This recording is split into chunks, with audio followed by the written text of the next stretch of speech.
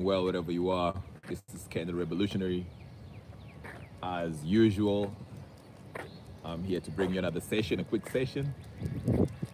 Here's a friendly dog. The dog, how are you doing? Good, how you doing? Good, good, thank you. Love you. So today I'm gonna bring you guys a quick live session. Uh, I'm in the park, so if you guys are wondering where I am, I'm in the park. I'm shooting this video in the park. I like being outside. It's nice. It's calm. It's not too hot.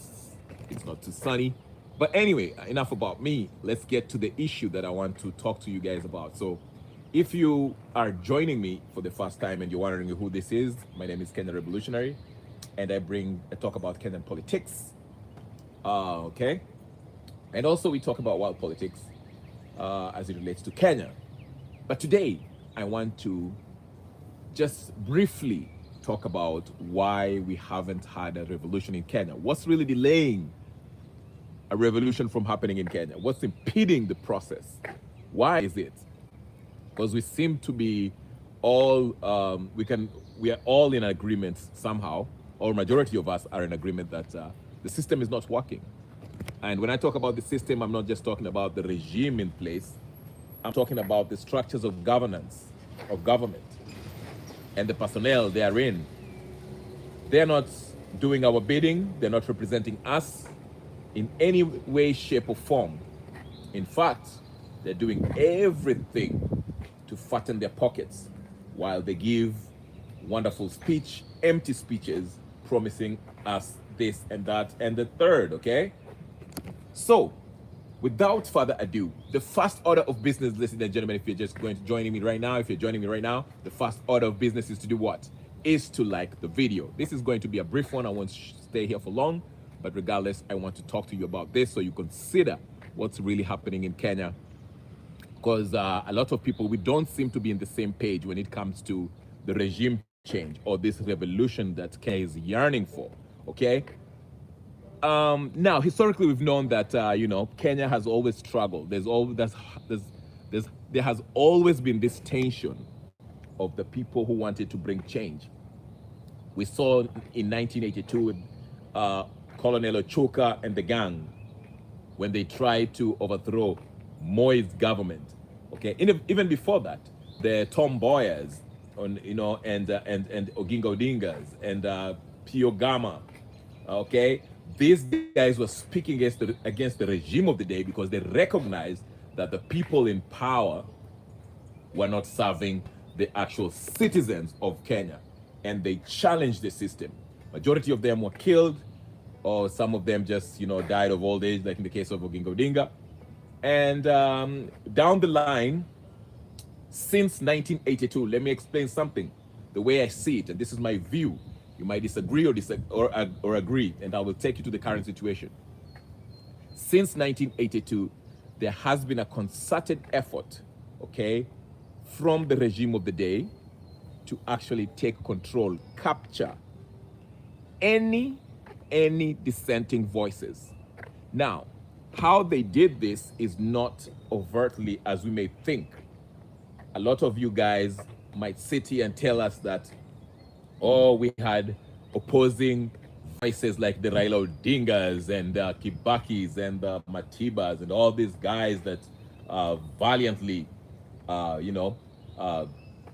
fought for multi-party system, okay?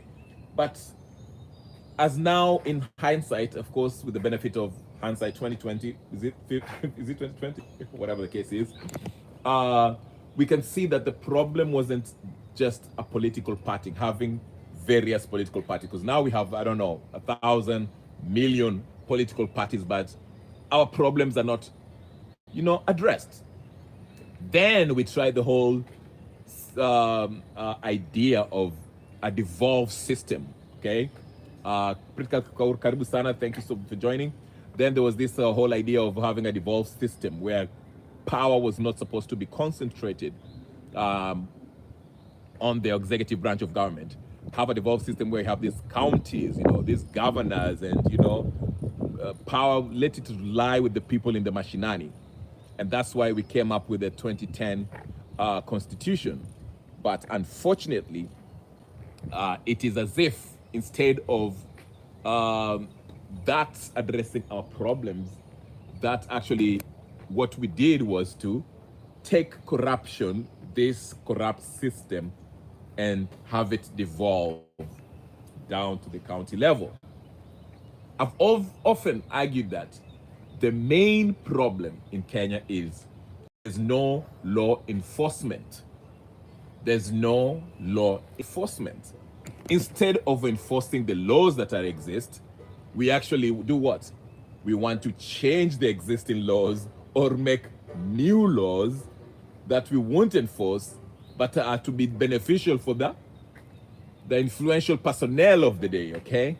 So that's how we are playing these merry-go-round games. That's why you see the same faces since 1980s are still coming up with their outdated ideas of how they want to revolutionize the country. They pretend to be, now they want to speak for the people, while when they had the chance to be in government, they did absolutely nothing. If anything, they were acting as a conduit to this a corrupt system. Name and place, namely Martha Karua. Yes, I named her. So, and Raila Odinga, all these guys. But that's not what I want to talk about. Let me just explain to you why we do not have a revolution, why this so-called revolution is delayed. I know a lot of people are paying attention. Oh, is this my beard or oh, this is milk. Sorry, guys. I have milk in my beer. But anyway, I know there's everyone is talking about what's going on in Mount Kenya with the president visiting Mount Kenya. To me, that's a non-issue. I don't, whether the president goes there and it gets booed off the stage or booed off Mount Kenya or chased away, I don't think that's relevant to me at this point. I know that's what's making news, so everyone wants to talk about, the people who are getting paid and, I don't know, 500 bob or 1,000 bob, waende waka clap trap, go waende waka pige makofi while the president is giving a speech.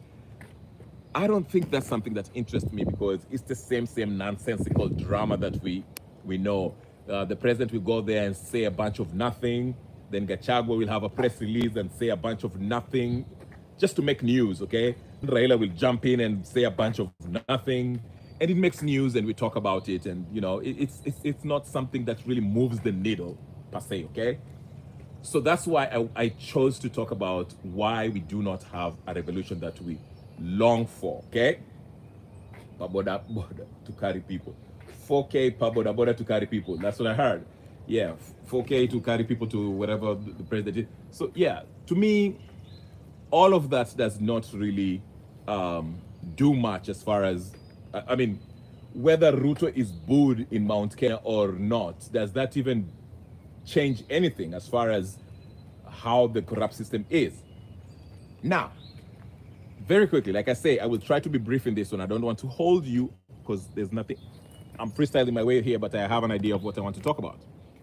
So there's two main things that is keeping us from actually having a revolution. Two main things. See, the number one thing is this. The reason why the presidential election in Kenya is a very, very hotly contested elective system, elective position, okay? It's because they understand every candidate that runs for president, even the ones that are lining up like the Maragas, who's a disappointment, I would expect him to know better, but let's just roll with it. The presidential contest in Kenya, okay? It's a very hotly contested seat. Why? Because they understand, even though we have the 2010 constitution that we already passed, there's an understanding that whoever holds the office of the president leads the executive, basically leads the state, basically has influence and power over every arm of government, regardless of what the constitution says. Constitutionally, yes, constitutionally, the power of the president is not as great as it used to be pre-2010, okay?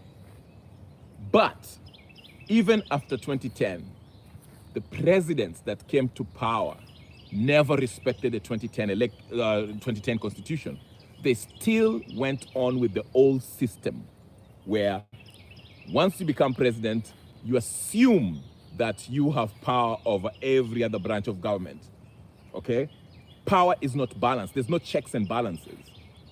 We still have a presidency that is so powerful that can influence judicial cases in the judiciary, can influence the composition of a bench, who sits on the bench, who is supposed to be removed.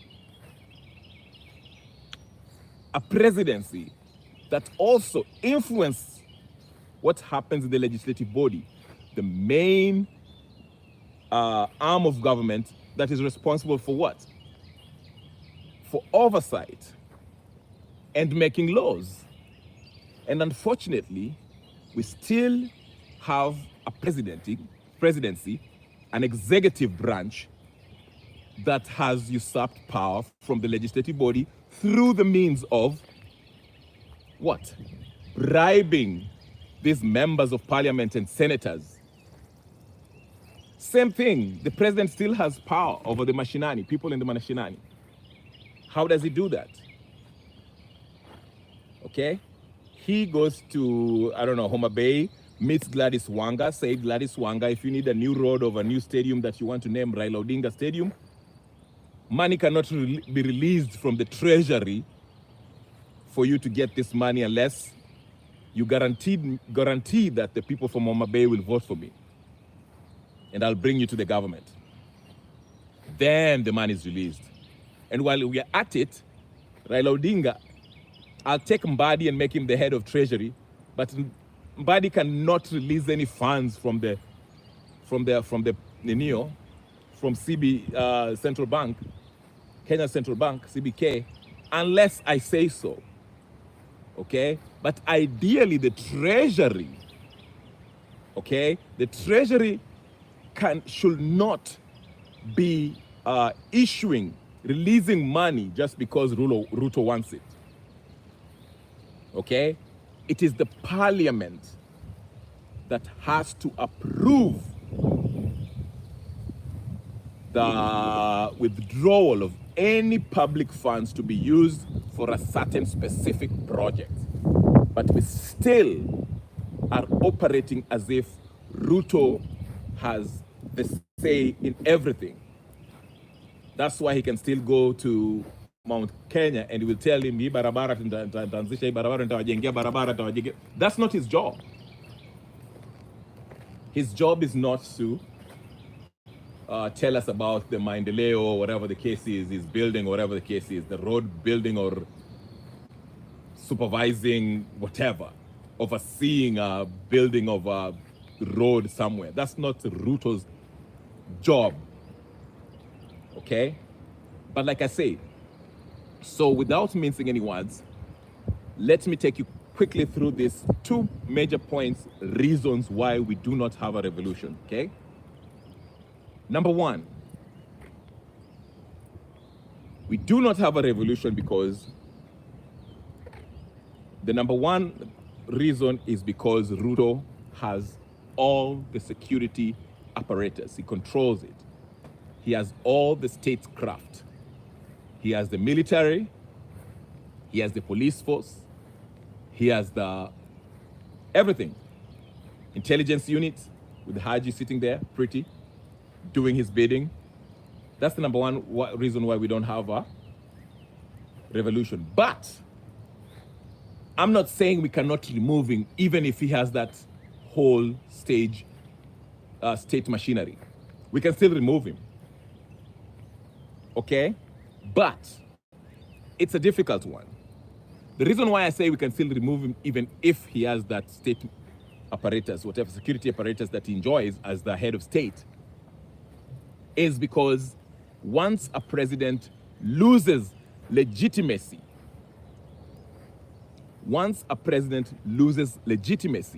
he does not have the support from the people, then it is easy for the people who are in the army, for example, or police force, at some point, if we put enough pressure, they can turn against Ruto because it is the will of the people that is more powerful, trumps any power that Ruto enjoys.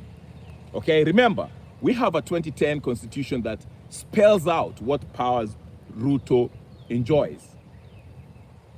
But Ruto, like his predecessors, refused to obey the 2010 constitution and usurped power from every level of government, every branch of government. So he wants to live like a king. Now, that brings me to the second reason why the revolution is still delayed. Because while Ruto enjoys the state machinery, the security apparatus, NIS, the intelligence unit, the army, the police force, and so forth, that is not enough for him to secure his rule. He's not safe from a revolution.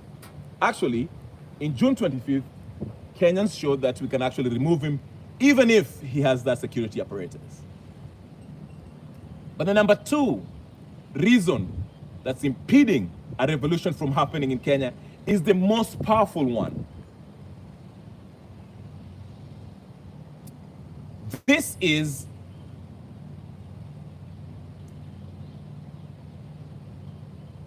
unity of all Kenyans in purpose. Unity of all Kenyans, or majority of the people of Kenya, in purpose or of purpose. Let me explain this very quickly. The biggest fight that is happening in Kenya that's making Ruto stay in power today is because Ruto is working so hard, and it's not Ruto by himself. It is Ruto, Raila, Uhuru, and the rest of them. Especially after January 25th. Let me explain something to you. I was listening to Caswell. I did a video about this young man. He's an opportunist, by the way. Nothing special about him. Don't be fooled by the suits. He's an empty suit, as I usually call him. But once he was compromised, this guy was compromised from the get-go, the way he came to the Mandamano and all that stuff, but we're not going to address that. I just want to talk about something else. I watched his very first interview when he started talking about, you know, he went to Spice FM and he started his first appearance with Spice FM solo. And he started talking about, you know, why people should seek kind of permission from what he termed as what's the word? I forgot the name. But basically they started, he started getting involved in these different activist groups. Okay? I tied what he was saying with what Raila explained. Hold on. Pay attention carefully. Raila, when he was speaking that one day, when he was speaking, apologizing to Tim Wanyonyi in Nairobi, in his speech, he gave us a glimpse of how him and Fred Gumo moved from upcountry, moved a lot of people from upcountry to Nairobi to create different social activists and that helped them create reach voting blocks in Nairobi, because in his explanation, he said that when he moved, when he moved to Nairobi, when he wanted to vie for Langata, the majority of the people in Nairobi were not going to vote for him, because he did his math as far as the tribal mathematics that people do, how Kenya do their math. And there was a lot of people from a central province that did not fancy him as becoming as MP. So what he did, he started this in the 80s, was to mobilize people, mobilize the Western people from Western Kenya with the help of Fred Gumo, him and Fred Gumo. And they created this strong voting bloc, loyalist, okay, through grassroots, rigorous, aggressive grassroots movement and political activism, okay, that brought people together, that helped him win his seat, the seat in Langata in 1992, I believe, the first time he became an MP. Now, to go back to Kasmuel, in his first interview at Spice FM when he was by himself, he kept on referring, you know, once he was compromised, once he started showing his fangs, his real face, his real self, he started saying that no one can just come up with a digital poster and ask young people to go out there to do a maandamano. They have to check with the collective. He kept on using this word, the collective. And I kept on asking, who are this collective? And in his explanation, he said that he has met with around 49 social advocacy groups, okay, activists that he has networked with, okay, that he's working closely with, from Kayole and wherever, Wapi, different places in Nairobi, okay? And he was going to do that even countrywide.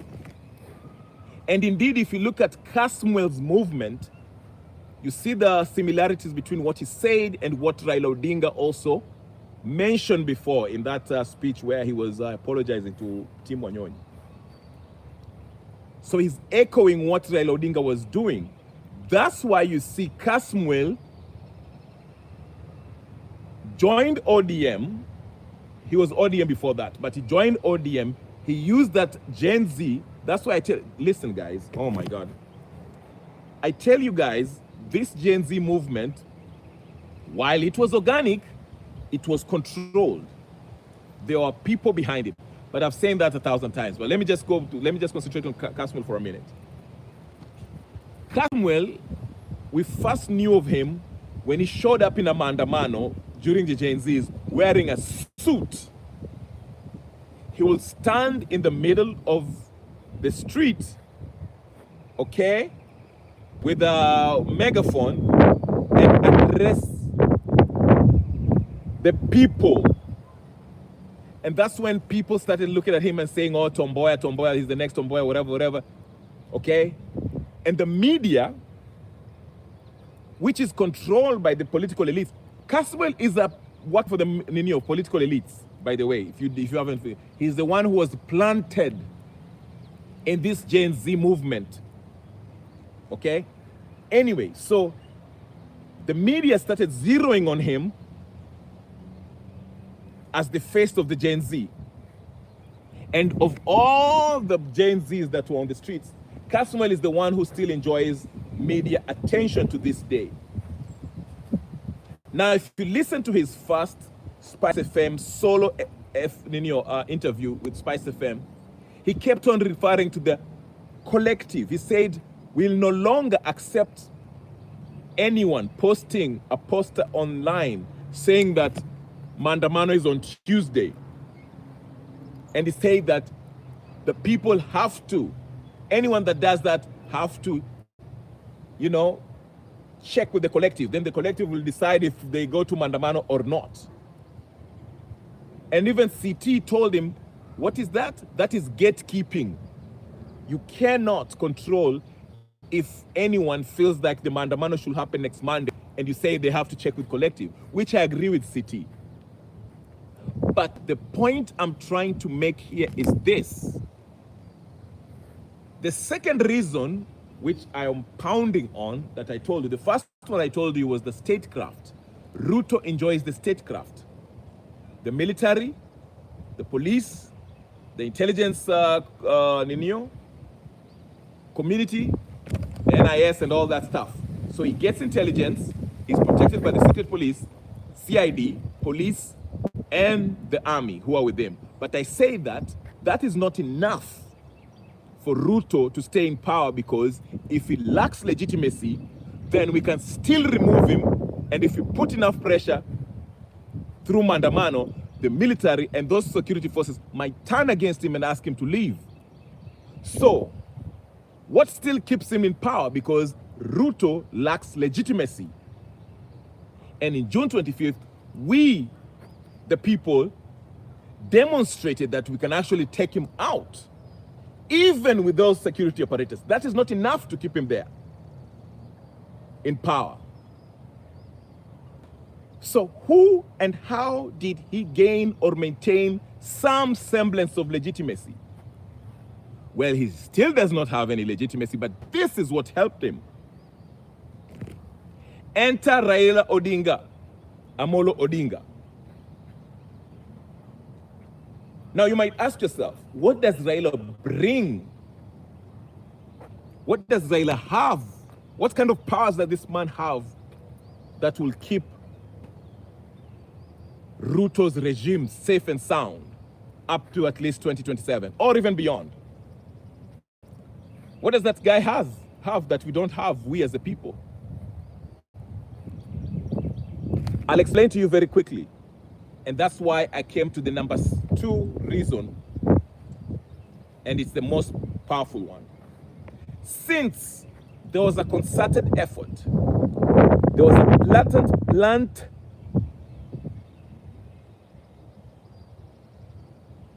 let me back up. Let me say this correctly. Since Ruto's regime was threatened, greatly threatened on June 25th by the people, the political class did this. They went on overdrive to make sure that Kenyans are not united. Now, how does that happen? It's actually very, very, very evil genius.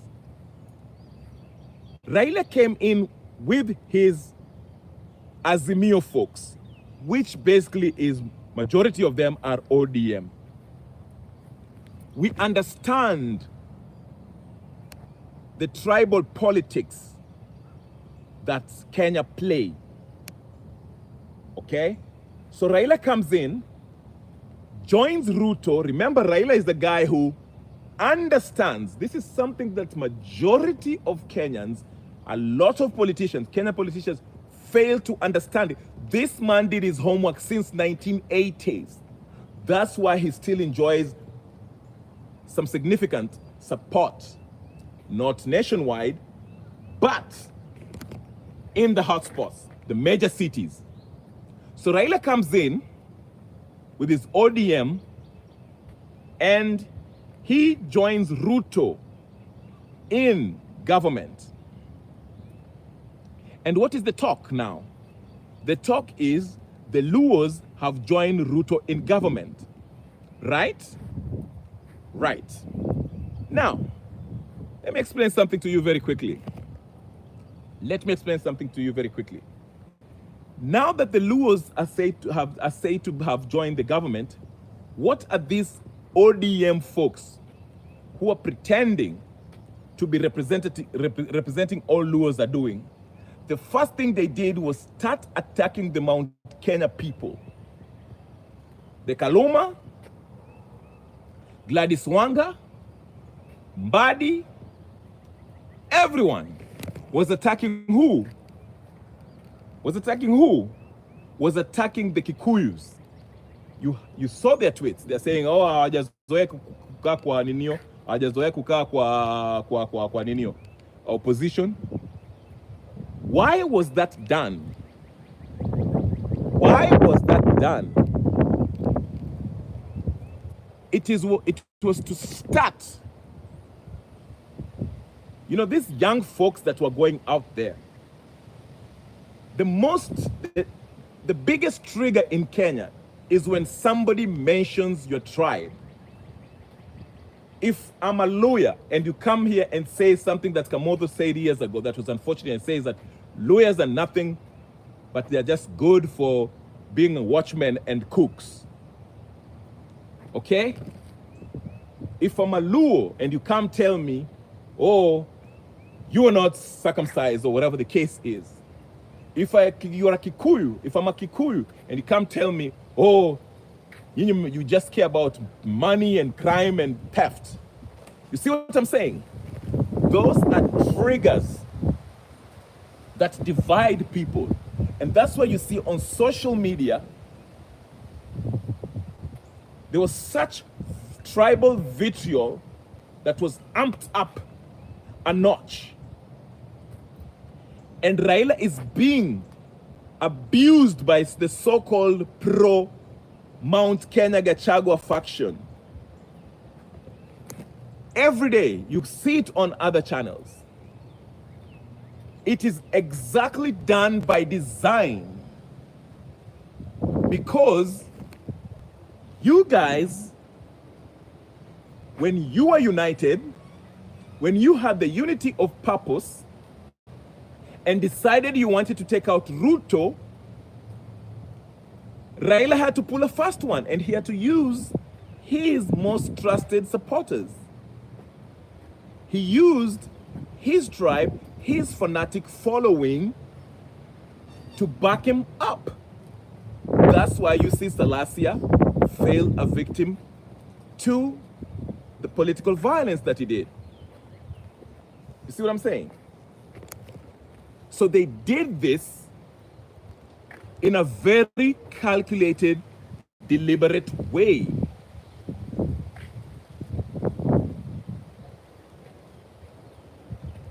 The crowds cheering Uko Mrima have been gathered low-key for months by Hunye and Kikuyu politicians. Absolutely. Absolutely.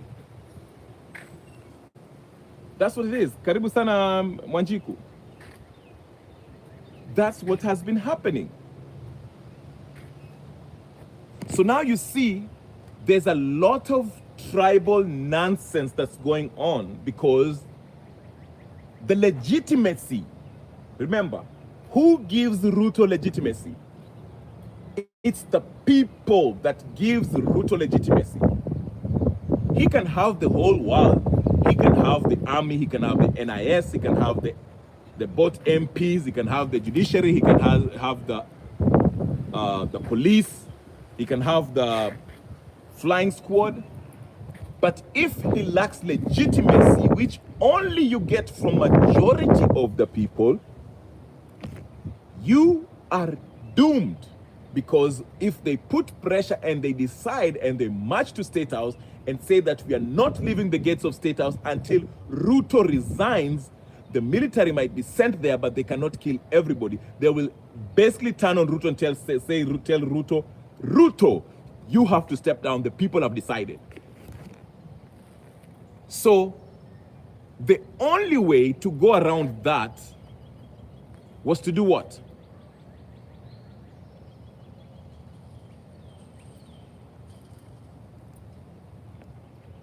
The only way they could do that was to divide the flock. Get them divided.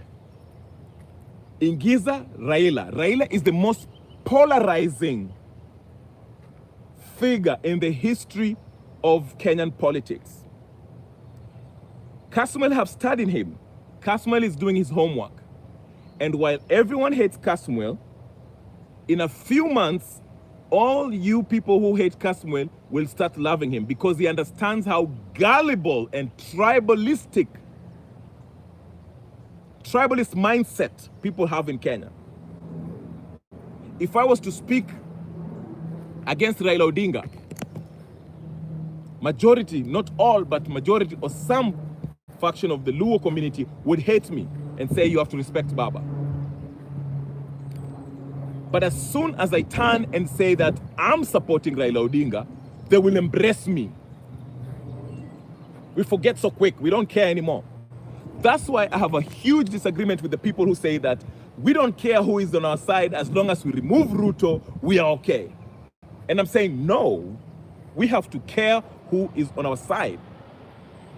Because you might be replacing Ruto with Ruto Jr. That's why I speak strongly against the likes of Martha Karua and Eugene Wamalwa and Kalonzo Musyoka and Matiang'i.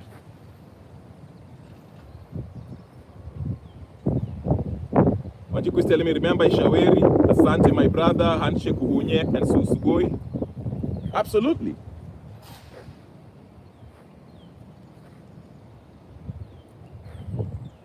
That's why I can't stress this enough. So the fight here, the struggle here is to bring people together to see this one vision, one Kenya.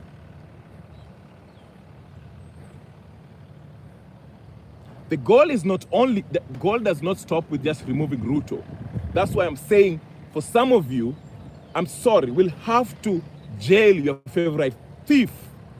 Ruto is not the only thief. There are a bunch of them. So don't think when Ruto leaves, we'll stop with Ruto. You need to understand that before you sign up for this movement, ideologically. I'm not saying there's a contract out there that you have signed, but I mean, like, if you're going to be committed to revolutionize the system, the corrupt system of Kenya, you have to understand this before you get into the streets and say Ruto must go.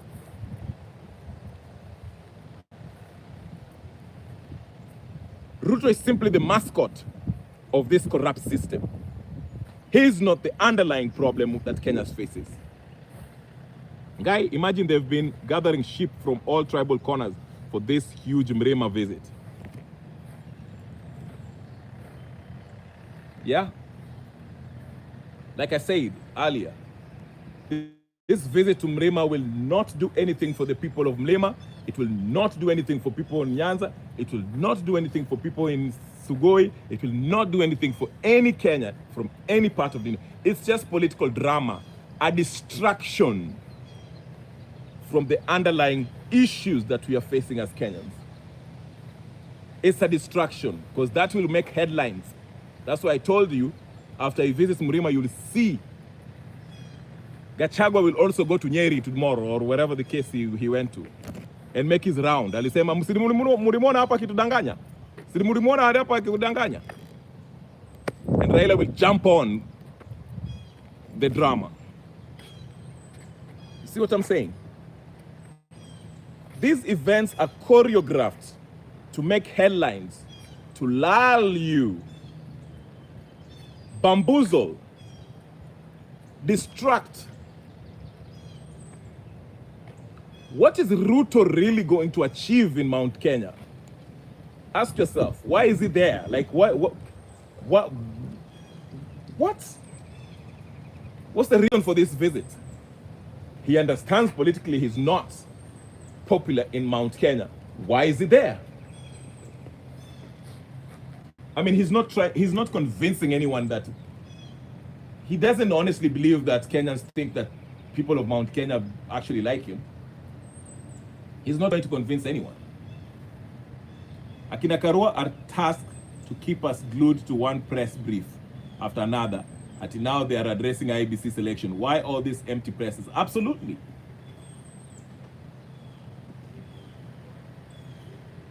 Ni distraction huku na pale. The Karuas are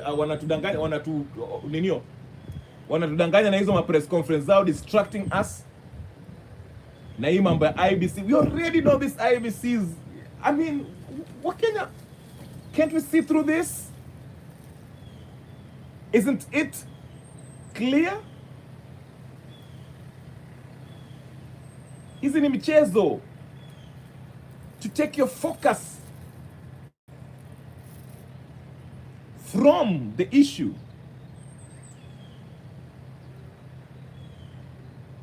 Mnasikia? Ndio maana nasema, I want to emphasize this. This is what I want to impress upon you today. If there's nothing you got from here, let me tell you, explain to you what is more important today. You, if you are in Kenya, uko kwa ground, work hard to unite the youth and people, Kenyans in general, not only to remove Ruto, but revolutionize the system. Now, I know saying revolutionize the system is kind of it's just a big word. Okay? What I mean is this. Ndio tutoe Ruto. But it will not stop with removing Ruto. Hawa wakina Karua, Kamsioka, Wamalwa, Matiangi, Maraga. Yes, I said Maraga too. Let's not buy into their nonsense. Let us demand, after we remove Ruto, that the constitution be enforced and laws therein.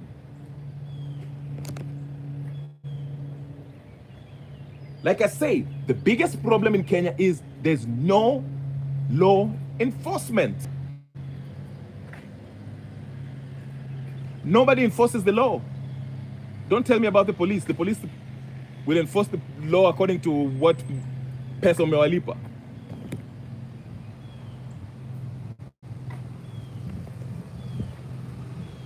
Erika Yaga is saying, yes, Lal is the keyword. Dama is all the way to deep sleep. Yes. Revolution is the only in your mind.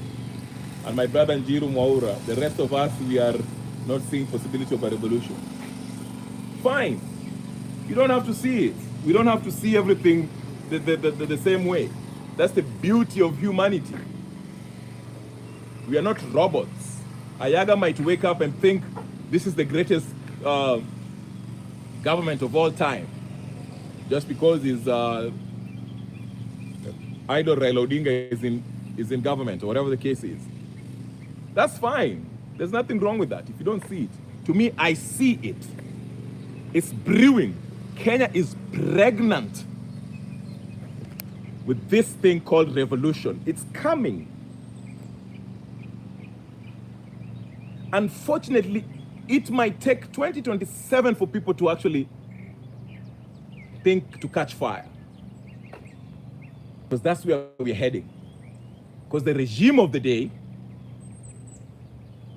and the puppets thereof that are part of this regime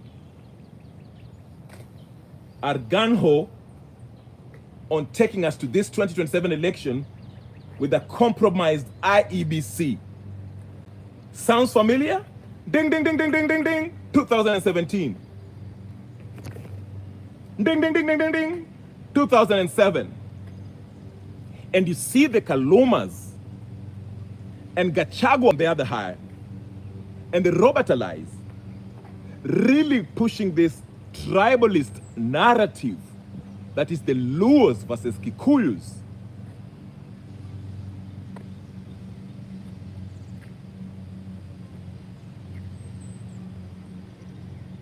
Does this not sound familiar to you? Same script, different day,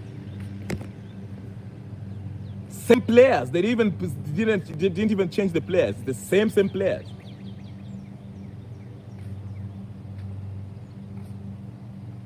Distraction is the name of the game. Distraction and also divide the flock. They want to make sure hii kitu iko ukabila imewacharaza, ukabila ingie kwa nini yenu. In your mind, they want you to be preoccupied with ukabila. So if you are looking at siasa, you just think about kabila to a point where you will never ever come together like you did in June 25th.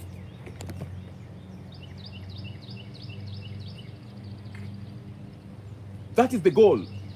Msiwahi kufikiria tena vile mlifikiria June 25th. Tunataka ukifikiria siasa ni kufikiria tu kabila ile na kabila hii. Gachagua huko na Karua huko anaongea na Raila huku na Ruto na sijui Uhuru na sijui na. That is what they want. Look at them. They're working so hard. They're working so hard. Karua na press conference yake ya ujinga, Kalonzo na press conference yake ya ujinga, Raila naye na huko na ujinga. Ruto ameenda. What is, no, listen to me. Think about it. Why is Ruto in Central Province today, Mount Kenya? What is he going to... Alienda kufanya nini? What is he going to achieve in Central Province today?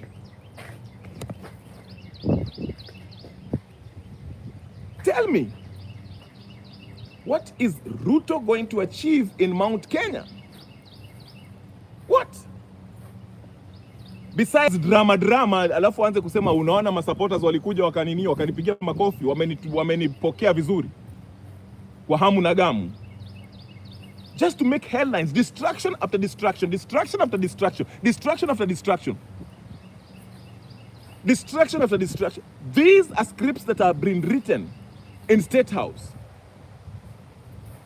Distraction after distraction, distraction after distraction, distraction after distraction. Na nyinyi mmefurahia, mnashangilia. You're part of it. Mnakuja hapa mnaanza kuitana majina kwa sababu huyu ametoka kabila fulani na yule ametoka kabila fulani na yule ametoka, sasa mnaanza kugombana.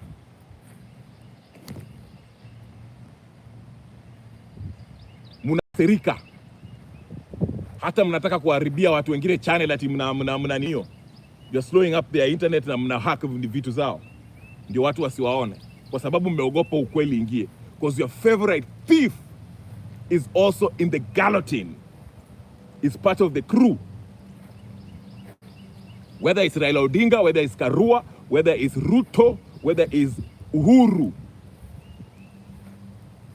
Mkitaka Kenya, that ideal Kenya that you want, you have to be honest with yourself and face it head on.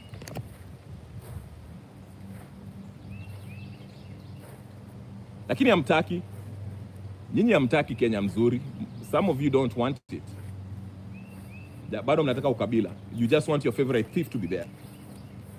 So the two things that are impeding a revolution, ladies and gentlemen, brothers and sisters, friends and comrades, I told you, it's two things. Ruto has the state machinery. Akona pesa, amehonga everyone. All the arms of government. And number two is the most important one that is a very, very strong, the one that he fears the most, which is the will of the people. I'll give you a good example. Shetani, the devil. Unafikiri the devil anafanya kazi yake namna gani? How does he keep people from God? How does he send them to hell? Or he doesn't send them to hell, but he makes them go to hell or keep people from God. How does he do it? Anafanyanga nini? Because amejua Shetani cannot force you, cannot interfere with your will. Kama wewe umechagua Mungu ni Mungu, Shetani cannot do everything about that. Even God himself created you with a will. That way, he cannot even violate it. Wewe ufuate ile kitu nataka. But the devil, kazi yake ni kufanya hivi. Analeta nini? Analeta division through lies and manipulation and distraction. You're being distracted, you're being lied to, and you're being pitted against each other. Whether it's through race, whether it's through tribe, whether it's through where you come from, language, whatever the case is, that is how the devil does it. And that way, he manipulates your will. So instead of your will being under the will of God, your will is in rebellion against God. Kwa sababu shetani amekudanganya. Shetani amekudinio. Same thing. the whole thing with Ruto going to Mount Kenya is a distraction. The most powerful thing in Kenya, in Kenyan constitution, is the will of the majority of the people, because we are a constitutional democracy. Which means the will of the majority of the people gets to what? Advance. Ndio inafaa kuwa respected, but it's not. It's been manipulated by the Railas, the Rutos, the Kenyattas, the Karuas, the Kalonzos, the Matiangis of this world. So leo utasikia kuna press conference pale na you'll spend 1,000 hours speaking on your channels about press conference, a nonsensical press conference that is inconsequential.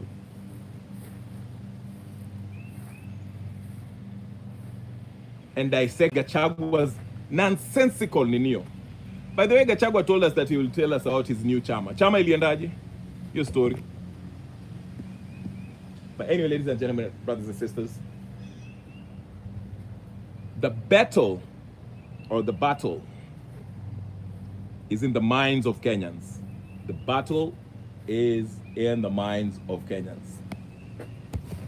How are you going to make people realize that mnachezwa, that these political class, these political elites do not want you to unite under one purpose, sole purpose, to revolutionize the system?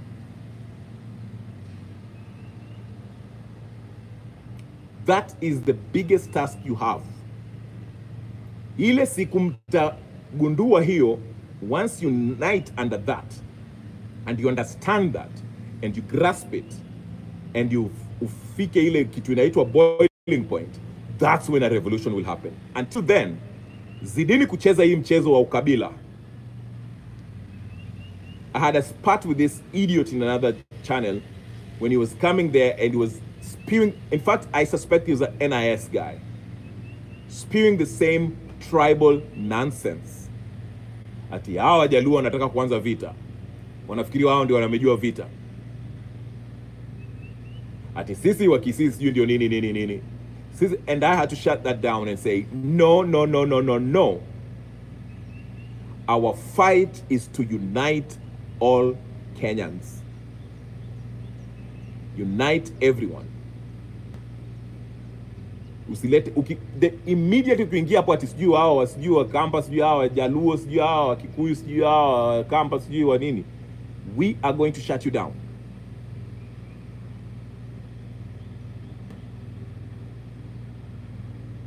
In any public forum, we are not going to play that. Anyone ambaye anakuja hapa natuambia ati sijui Raila, Uhuru, sijui Ruto, sijui Karua, sijui Musyoka, sijui, there is nothing like that. The real opposition is the sovereign will of the Kenyan people, not these personalities that you see with their useless political parties, briefcase political parties. Ati Purple Party, sijui ODM, UDA, none of that. That time is gone. Mambo ya KANU, ODM, UDA, TNA, Jubilee, Azimio, Purple Party, sijui Martha Karua, sijui Musyoka, sijui. Those are not opposition. Those are not the voices of the opposition. They do not represent any Kenya. They represent their stomachs. These Raila Odinga's Ruto, Kenyatta, no. The only opposition is the sovereign will of the Kenyan people that are asking, demanding for their rights, for that document that the contract that we had as a people, to govern ourselves within this document called the Constitution.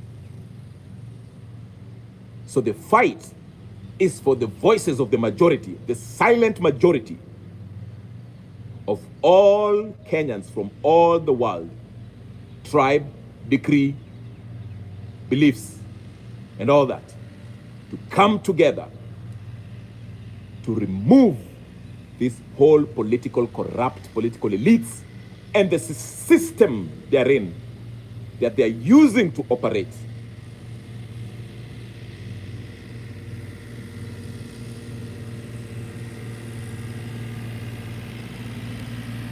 So while we heckle the president every time he speaks, we should also heckle this so-called fake opposition that come around with their press conference talking to about IEBC. Kwani hatujui IEBC is fake, is compromised. Didn't we tell you about that in this channel and others?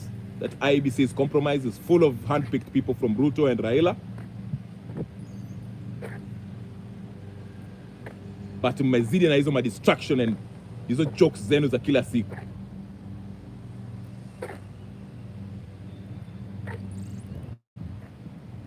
I'll stop it here, ladies and gentlemen, brothers and sisters, friends and comrades. My name is Kenya Revolutionary. Please take a minute and like the video. Subscribe if you haven't subscribed. Share, comment. Ama namna gani? As you know, the first order of business is to like the video, share, subscribe, comment, and do all the good stuff. Until we meet again, peace and blessings. I'm out.